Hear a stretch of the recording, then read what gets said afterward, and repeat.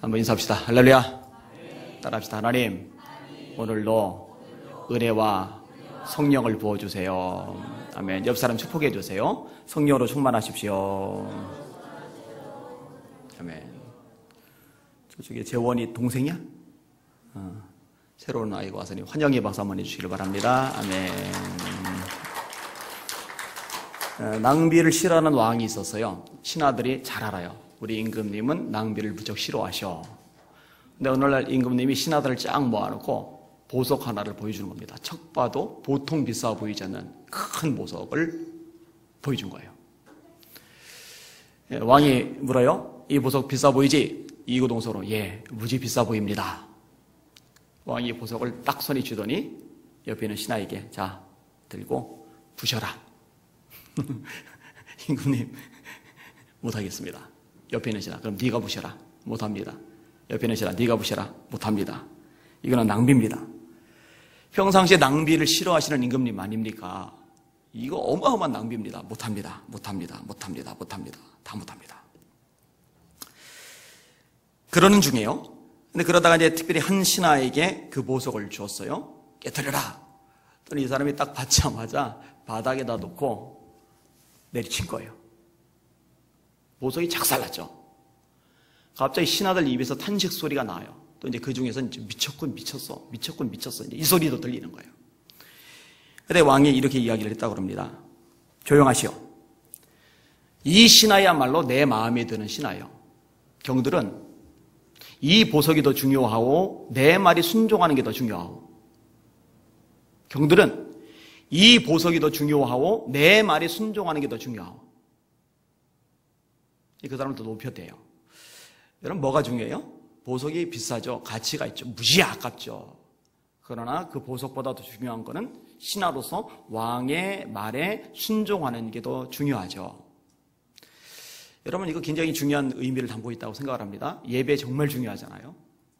그런데 사무엘이 정작 사울 왕 보고 이런 말을 합니다. 순종이 제사보다 낫습니다. 순종이 제사보다 낫습니다. 하나님 우리 왕이세요. 우리는 그분의 백성이요 그분의 신하들입니다. 하나님 아버지께서 말씀을 하실 때 이 말씀에 순종하는 것 이거보다 중요하고 급한 것 없다는 것 깨달으시길 바랍니다. 순종이 본질입니다. 우리가 잘 아는 아브라함 이야기 이거는 어릴 때부터 다 들어서 다 애우고 있습니다.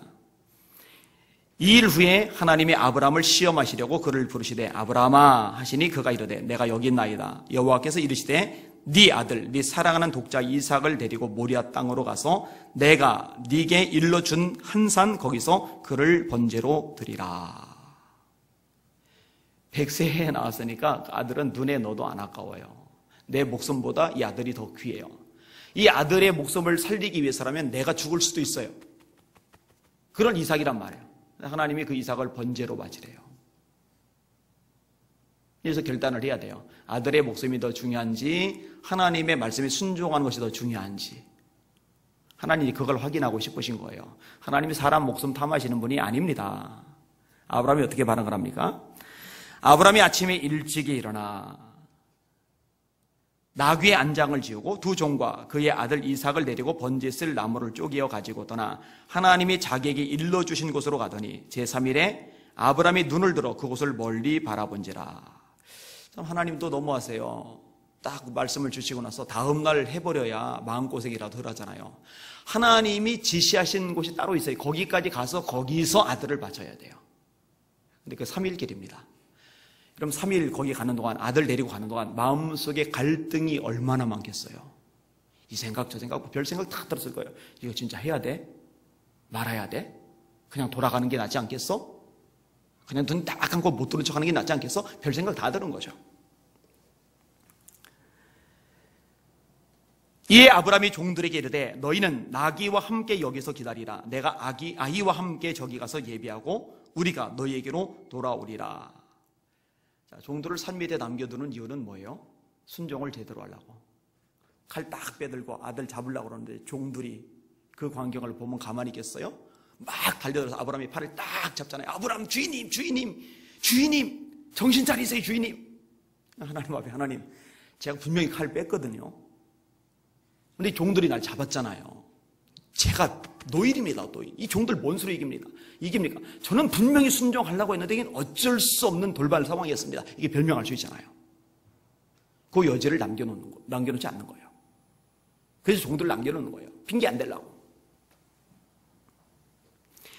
이삭이 그 아버지 아브라함에게 말하 이르되 내 아버지여 하니 그가 이르되 내 아들아 내가 여기 있노라. 이삭이 이르되 불과 나무는 있거니와 번제할 어린 양은 어디 있나이까. 그 너거든? 이렇게 말을 해야 되는데 차마 말을 못하죠. 아브라함이 이르되 내 아들아 번제할 어린 양은 하나님이 자기를 위하여 친히 준비하시리라 하고 두 사람이 함께 나가서 하나님이 그에게 일러주신 곳에 이른지라. 이에 아브라함이 그곳에 제단을 쌓고 나무를 벌려놓고 그의 아들 이삭을 결박하여 제단 나무 위에 놓고 손을 내밀어 칼을 잡고 그 아들을 잡으려 하니 여호와의 사자가 하늘에서부터 그를 불러 이르시되 아브라함아 아브라함아 하시는지라. 아브라함이 이르되 내가 여기 있나이다. 다음에 사자가 이르되 이 아이에게 네 손을 대지 말라. 그에게 아무 일도 하지 말라. 네가 네 아들 독자까지도 내게 아끼지 아니하였으니 내가 이제야 네가 하나님을 경외하는 줄을 아노라. 하나님을 경외합니다. 하나님을 사랑합니다. 하나님 확인하시는 게 있어요. 그럼 너 순종하냐? 아브라함 순종했잖아요. 그러니까 하나님 말씀해 네가 이제야 나를 경외하는 줄을 내가 안다. 여러분, 여러분의 순종만큼 여러분은 하나님을 경외하고 계시는 겁니다. 여러분이 순종하지 않으신다면 여러분을 하나님을 경외하지 않으시는 겁니다. 네가 이제야 나를 경외하는 줄을 안다. 아브라함이 눈을 들어 살펴본 적 한 순양이 뒤에 있는데 뿔이 숯불에 걸려 있는지라. 아브라함이 가서 그 순양을 가져다가 아들을 대신하여 번제로 드렸더라. 그럼 이 순양은 하나님이 준비해 놓으신 겁니다. 하나님은 이삭 잡을 생각 없으세요. 아브라함의 중심만 확인하고 싶을 뿐이죠. 대신에 이삭을 대신해서 드릴 순양을 하나님이 미리 준비는 해 놓으셨어요. 근데 아브라함 눈에 그게 안 보여요. 언제 보였어요? 하나님 말씀에 온전히 순종했을 때, 그 다음에 하나님이 준비하신 게 눈에 보이기 시작을 해요. 여러분, 여러분들을 위해서 하나님이 준비하신 게 있어요. 할렐루야. 하나님 다 준비하세요. 여러분에게 뭐가 필요한지, 뭐가 있어야 될지 그거 모르시는 모자라신 하나님이 아니란 말이에요. 아셔요. 다 준비되어 있어요. 근데 이 준비된 것을 언제 볼 수 있느냐? 여러분의 순종이 온전케 될 때 그게 비로소 눈에 보일 거예요. 이게 성경의 원리입니다. 깨달으시기를 주님의 이름으로 축원합니다.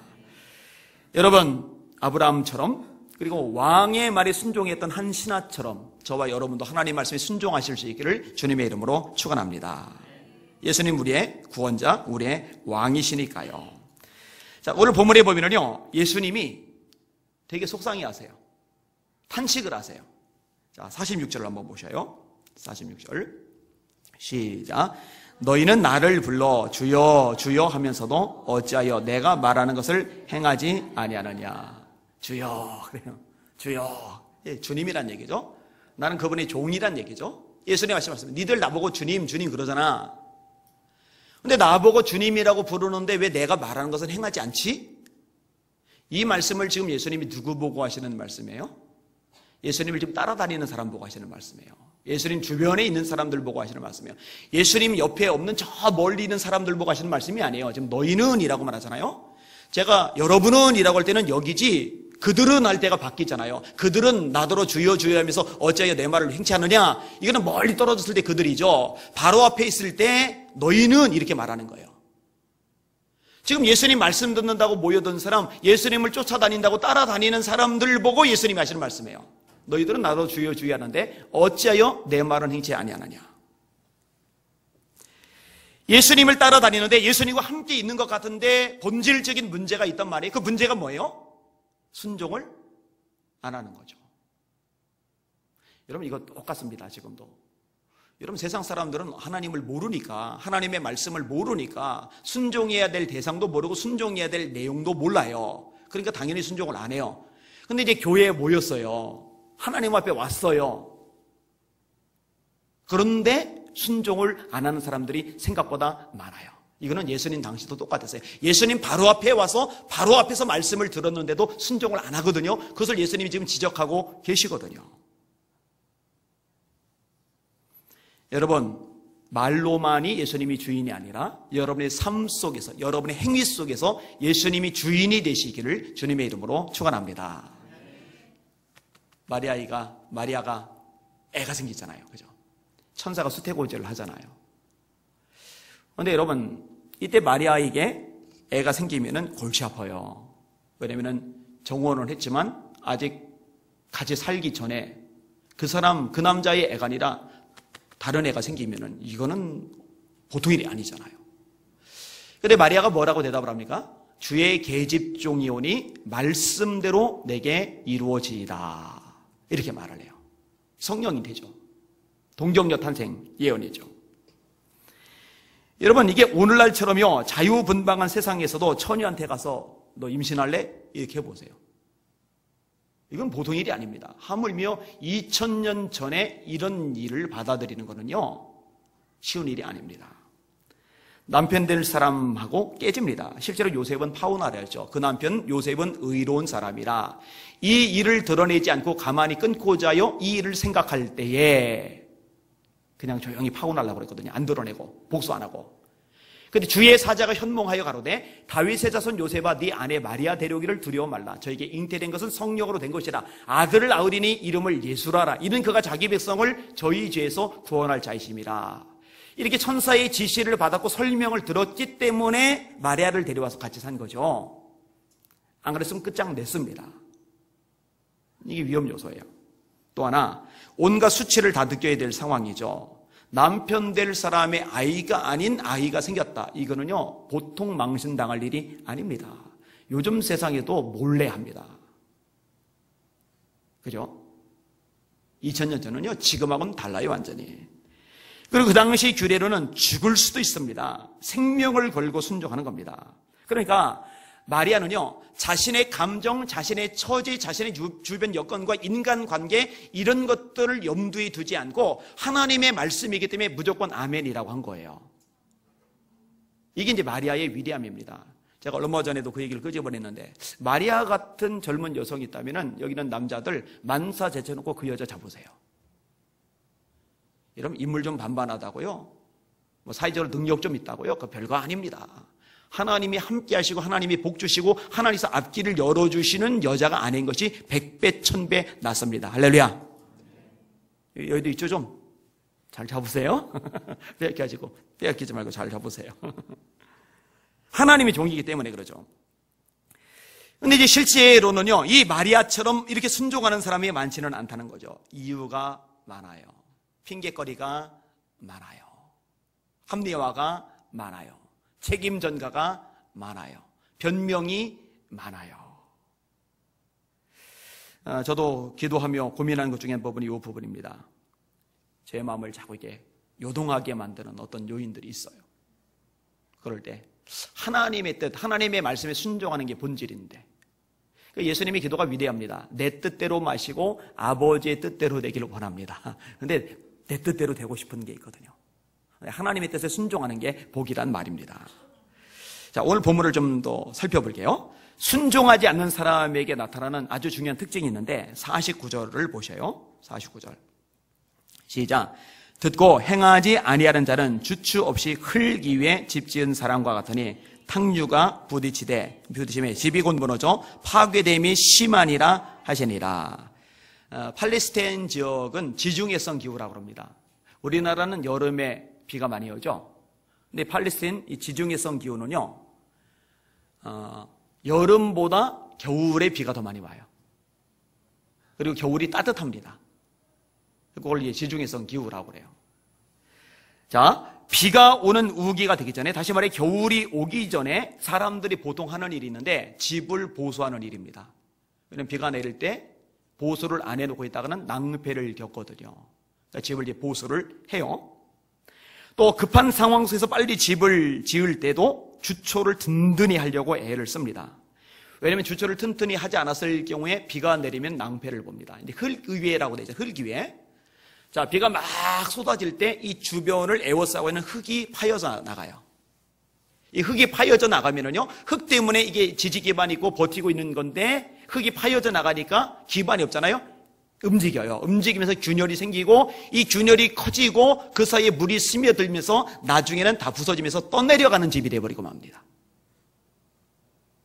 이런 문화적인, 이런 기후적인, 이런 시대적인 배경을 염두에 두어야 오늘 본문의 내용이 이해가 갑니다. 우리나라는 좀 달라요, 경우가요. 그죠? 근데 이것을요, 무엇으로 주님이 언급을 하시느냐? 하나님의 말씀을 듣는데 이 말씀을 듣고 평상시에 순종하지 않는 사람이 바로 흙 위에 주체 없이 지어진 집하고 똑같다라는 얘기죠. 평상시는 차이가 안 나요. 다 똑같아요. 근데 언제 차이가 나느냐? 비바람이 불 때, 탕류가 늘어날 때 그때 차이가 나는 거죠. 여러분 평상시는요, 신앙인처럼 행세를 합니다. 교회도 나와요. 예배도 드려요. 헌금도 해요. 봉사도 해요. 다 똑같아, 다 똑같아. 그런데 위기를 만난단 말이에요. 감정적으로 위기를 만나든 경제적으로 위기를 만나든 인간관계의 위기를 만나든 내가 원하던 꿈의 좌절이라는 위기를 만나든 수많은 위기들을 만난단 말이에요. 근데 위기를 만날 때요, 그때 이제 신앙이 무너져 내리는 거예요. 하나님을 찾을 힘도 없고 기도할 힘도 없고 예배할 힘도 없고 버티고 있으면 그때도 기도가 나오고 그때도 예배가 있고 그때도 주를 섬기는 섬김이 나올 텐데요, 무너져 버렸기 때문에 안 되는 거예요. 그게. 여러분 어떤지 한번 점검을 해보시길 바랍니다. 잘 점검을 해보실 필요가 있습니다. 그리고 무너지지 않는 신앙 되시기를 주님의 이름으로 축원합니다. 그렇게 되셔야 돼요. 이 반대되는 경우가 이제 순종하는 사람이죠. 47절, 48절을 같이 읽을게요. 시작. 내게 나와 내 말을 듣고 행하는 자마다 누구와 같은 것을 너희에게 보이리라. 집을 짓되 깊이 파고 주추를 반석 위에 놓은 사람과 같으니 큰 물이 나서 탕류가 그 집에 부딪히되 잘 지었기 때문에 능히 요동하지 못하게 하였거니와. 내 말을 듣고 행하는 자마다 누구와 같은 것을 보이리라. 내 말을 듣고 행하는 자마다 누구와 같은 것을 보이리라. 말씀을 들었어요. 설교를 들었어요. 자, 들은 다음에 그걸 실천하는 거예요. 그 사람이 복 있는 사람이죠. 계시록 1장 3절입니다. 이 예언의 말씀을 읽는 자와 듣는 자들과 따라합시다. 지키는 자들이 복이 있나니 때가 가까움이라. 누가 복이 있다고요? 지키는 자들이 복이 있는 겁니다. 지키는 자들이. 아멘. 야고보서 1장 25절입니다. 자유롭게 하는 온전한 율법을 들여다보는 자는 듣고 잊어버리는 자가 아니요. 여러분 설교 듣고 잊어버려요? 근데 자유롭게 하는 온전한 율법을 들여다보는 자는 듣고 잊어버리는 자가 아니래요. 실천하는 자니 이 사람이 그 행하는 일에 복을 받으리라. 따라합시다. 그 행하는 일에 복을 받으리라. 예수님이 산상순의 결론도 말씀하셨잖아요. 내 말을 듣고 지키는 자, 그 사람이 지혜로운 사람이라고 말씀을 하셨단 말입니다. 자, 이 지혜로운 사람은요, 주초를 든든하게 하는 겁니다. 그러니까 똑같이 비가 내리는데 탕류가 생겨서 집 옆으로 물이 막 흘러가는데 떠내려갈 흙이 없어요. 왜냐하면 주초를 튼튼히 했기 때문에. 멀쩡하게 자기 형태를 유지하고 있단 말이에요. 이게 이제 말씀을 듣고 행하는 사람의 모습이라는 거죠. 근데 여러분 예수님께서요, 이렇게 말씀을 듣고 지키는 것에 대해서 무엇과 연결을 시키냐면은 예수님을 사랑하는 마음과 연결을 시킵니다. 여러분 자식이 부모를 사랑하면은요, 부모의 말에 순종합니다. 그죠? 부모를 사랑한다면서 순종하지 않으면은 그건 사랑하는 게 아닙니다. 우리가 우리 주님을 사랑하면은요, 주님의 말씀에 순종합니다. 그게 요한복음 14장 21절 말씀입니다. 나의 계명을 가지고 지키는 자라야 나를 사랑하는 자니, 나를 사랑하는 자는 나의 아버지께 사랑을 받을 것이요 나도 그를 사랑하여 그에게 나를 나타내리라. 예수님을 사랑하시면 아멘. 그렇다면 순종하실 수 있기를 주님의 이름으로 축원합니다. 그러니까 여러분이 순종하는 것만큼 주님을 사랑하는 겁니다. 아까는 제가 여러분이 순종하는 것만큼 주님을 경외하는 것이라고 얘기했는데, 마찬가지로 여러분이 순종하는 것만큼 주님을 사랑하는 것이거든요. 여러분의 순종을 통해 주님을 향한 여러분의 사랑을 증명하실 수 있기를 주님의 이름으로 축원합니다. 그렇게 되셔야 돼요. 순종이에요, 순종. 사실 이 순종이란 부분은요, 감정의 요소가 아니고 의지의 요소입니다. 여러분, 감정과 의지, 의지와 감정. 제가 종종 그 얘기를 해요. 여러분은 감정의 종이 되지 마시고 말씀의 종이 되십시오. 여러분은 감정의 종이 되지 마시고 말씀의 종이 되십시오. 왜냐면은요, 이 감정이란 요소가요, 생각보다 강하게 우리에게 영향을 미쳐요. 이런 감정적으로요, 깔아줘 보세요. 그럼 의욕이 깔아져요. 감정적으로 화가 나 보세요. 그러면은요, 이성을 잃어요. 이 감정이 미치는 힘이 무지막지하게 큽니다. 그런데 이 의지로 감정을 다스릴 필요가 있어요. 제가 가끔 얘기하지만 사랑은요, 성경에서 말하는 사랑은요, 세상 가수들이 부르는 노랫말의 사랑하고 달라요. 가수들이 부르는 노랫말의 사랑은요, 한눈에 반하는 거예요. 감정적인 사랑, 속에서 막 불이 막 화산이 막 일어나는 거예요. 여러분, 그 사랑 얼마나 갈 것 같아요? 이제 과학적으로도 밝혀졌죠. 사랑의 감정이라는 게 화학적인 작용하고도 연결이 된다고. 여러분, 막 화산처럼 타오르는 불길로 결혼했는데 한 15년 지나고 나서도 화산 같은 불길이 그때도 일어나고 있다면 그건 정상이 아니죠, 사실은. 그래서 어려워요, 그러기요. 살아가다 보면은요, 아무리 화산처럼 뜨거운 사랑으로 결혼했더라도요, 정말 이 감정적으로 미워지고 못마땅해지고 이럴 때가 누구라도 100% 생깁니다. 이건 안 생길 수가 없어요. 그때 필요한 게 뭐예요? 그게 의지예요, 의지. 그래서 고린도서 13장에 보면은 사랑은 오래 참고, 사랑은 모든 것을 참으며, 사랑은 모든 것을 견디느니라 라고 말씀하고 있는 거예요. 그럼 애를 키우는데 애가 늘 말을 잘 들어요? 오죽하면은 미운 5살, 죽이고 싶은 7살이라는 말이 나오겠어요. 이 말 굉장히 많이 퍼졌습니다.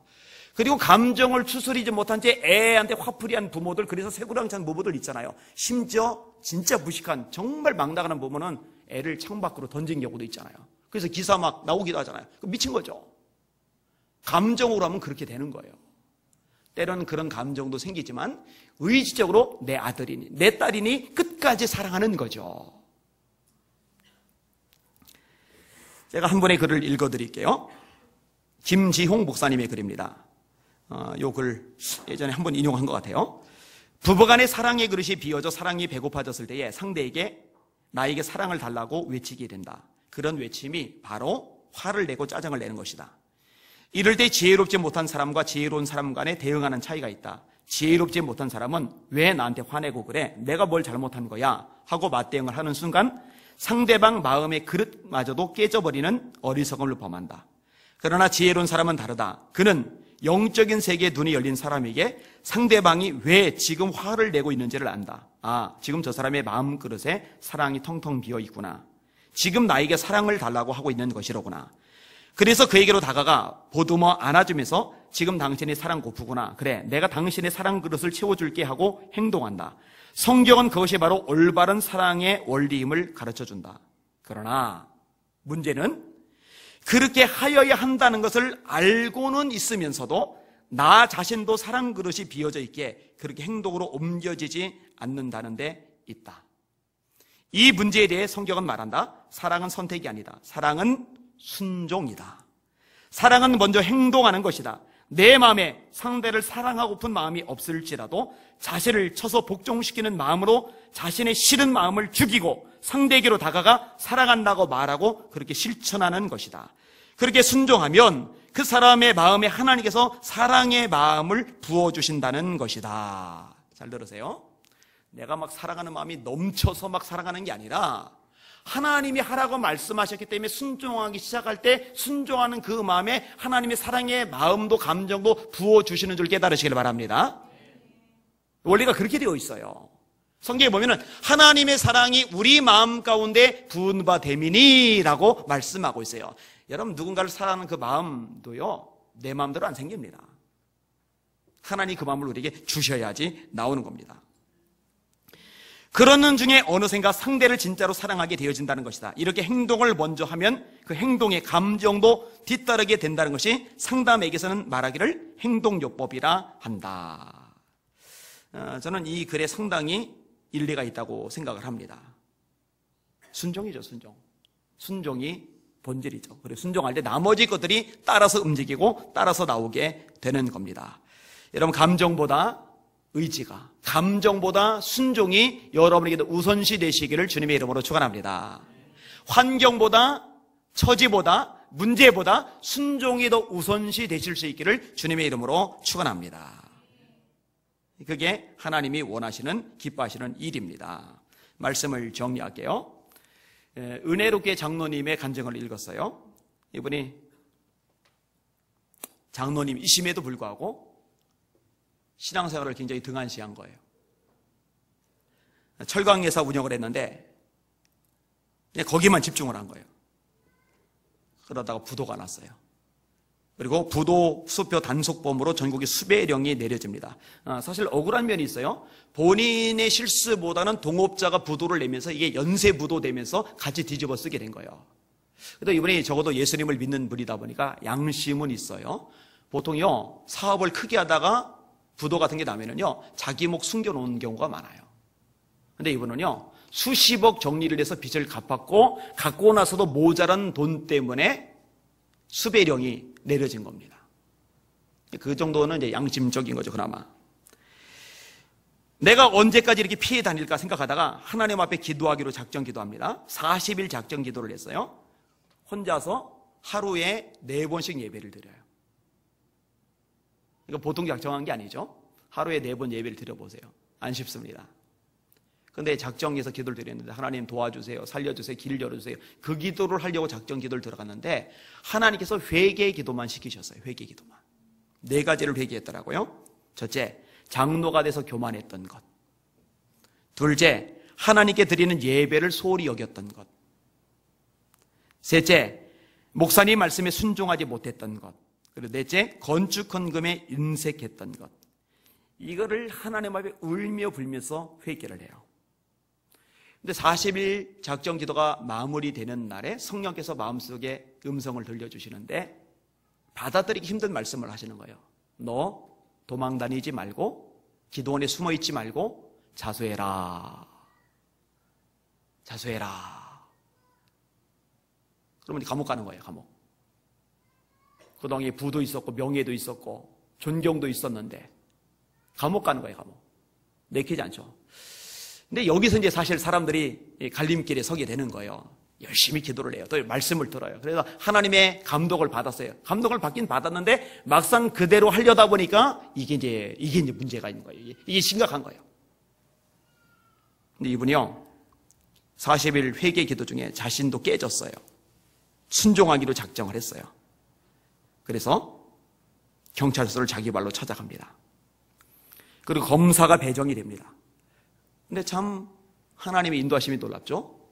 자신이 평소에 잘 알고 지내던 그 검사가 배정이 된 거예요. 그러니까 이 사람이 원리 원칙대로 하기는 하되 사정 얘기를 들어보니까 수십억을 갚아주고서 나머지 못 갚은 거잖아요. 당신은 그래도 양심적이다 이거예요. 그래서 이 검사가요, 피해자들에게, 이 피해자들이 합의를 안 해주면 판결이 좋게 안 나오잖아요. 이 채권자들에게 검사가 직접 전화를 한 거예요. 나 무슨 지청이 검사입니다. 이 사람 양심적으로 최선에서 갚았습니다. 그리고 일부 당신에게 못 갚은 겁니다. 여러분, 검사가 직접 전해주는 거는 없죠. 누가 그렇게 합니까? 근데 검사가 직접 전화를 해주니까 채권자들이 마음이 움직여지는 거예요. 다 전화를 했어, 검사가. 게다가 국선 변호사도 연결을 해줬는데 이 국선 변호사도 하필이면 이 장로님하고 잘 아는 분이에요. 우연이에요? 어쩌다? 아니요, 그런 거 없어요. 하나님이 엮어주시는 겁니다. 하나님 인도해 주시는 겁니다. 검사가 그렇게 나오죠. 보통 돈을 많이 들여 변호사를 서야 잘 움직이죠. 제가 법무법인 로고스 매달 설교를 가잖아요. 10월 달에 또 설교를 가는데 거기 14, 15층 2개층 쓰는데 한 달 월세가 1억 8천이랍니다. 1년에 20억, 10년에 200억. 야, 변호사를 진짜 많이 버는구나. 제가 그 생각이 좀 들어요. 하고 싶은 얘기들이 많은데 살짝 하고 있어요. 조금 더 기회가 되면 세게 얘기할 생각입니다. 근데 이제 국선 변호사는 자기가 이렇게 많은 돈을 들여서 쓸 수 없을 때 이제 국가에서 이렇게 딱 정해주는 변호사인데, 근데 이 국선 변호사들이 좀 소홀할 때가 이때 없지 않아서 근데 이분은 정말 성심성의껏 해주는 거예요. 자, 채권자들이 다 취하해주고, 검사가 앞장서주고, 변호사가 앞장서주고, 판사가 보니까 이 사람 정상 참작의 여지가 많아요. 그래서 징역 1년에 집행유예 2년을 선고받아요. 감옥 안 간 거죠. 집행유예가 뭔지 아세요? 징역 1년이면 1년 감옥을 가야 되는데 집행유예 2년이라는 것은 그것을 2년간 유예해 준다는 거예요. 그럼 안 들어가도 되는 거예요. 그죠? 이게 다가 아니에요. 하나님 앞에 감사해서 간절히 기도를 하는데 8.15 특별 사면으로 복권까지 됩니다. 그러면 빨간 줄까지 같이 지워져 버리는 거예요. 할렐루야. 이분이 고백을 해요. 하나님 말씀에 순종하길 잘했다. 여러분 기껏 기도해놓고 감동하시는데 순종 안 하는 사람들 있어요. 기껏 말씀 듣고 깨달았는데 순종 안 하는 사람들 있어요. 그러나 여기 있는 우리 사랑하는 성도들은 기도 중에 감동하시면 순종하실 수 있기를 주님의 이름으로 축원합니다. 하나님의 말씀을 읽다가 말씀을 듣다가 깨달아지면 감동이 되면 아멘 하고 받아들이고 움직이고 순종하시는 우리 성도들 되시기를 주님의 이름으로 축원합니다. 순종이 살 길입니다. 오늘 설교 제목인데 따라합시다. 순종하면 무너지지 않는다. 순종하면 무너지지 않는다. 저도 여러분도 하나님의 말씀이라면 기꺼이 순종합시다. 그리고 그 어떤 풍랑 앞에서도 탕류 앞에서도 무너지지 않는 하나님의 사람으로 우뚝 서실 수 있기를 예수님의 이름으로 축원합니다. 아멘. 기도하겠습니다. 합심하여 같이 한번 기도하겠습니다. 하나님, 제가 하나님의 말씀을 가까이 하게 해주세요. 말씀을 듣는 것을, 말씀을 읽는 것을, 말씀을 공부하는 것을, 말씀을 암송하고 묵상하는 것을 소중히 여기는 제가 되게 해주세요. 그런데 하나님, 이게 말씀을 가까이 하는 것만큼이나 중요한 것이 하나 있는데 그 말씀을 순종하는 제가 되게 하여 주시옵소서. 내 감정, 내 처지, 내 환경, 장애물 이런 것들보다 순종을 먼저 선택하는 제 인생이 되도록 역사해 주시옵소서. 우리 주여 한번 부르시고 순종의 능력을 달라고 합심하여 기도하겠습니다. 기도합니다. 주여, 찬양과 존귀와 영광과 경배 받으시길 원합니다. 우리 이루신 아버지 하나님, 자유롭게 하는 온전한 율법을 들여다보는 자는 듣고 잊어버리는 자가 아니요 실천하는 자니 이 사람이 그 행하는 일에 복을 받으리라 말씀하셨습니다. 하나님 아버지,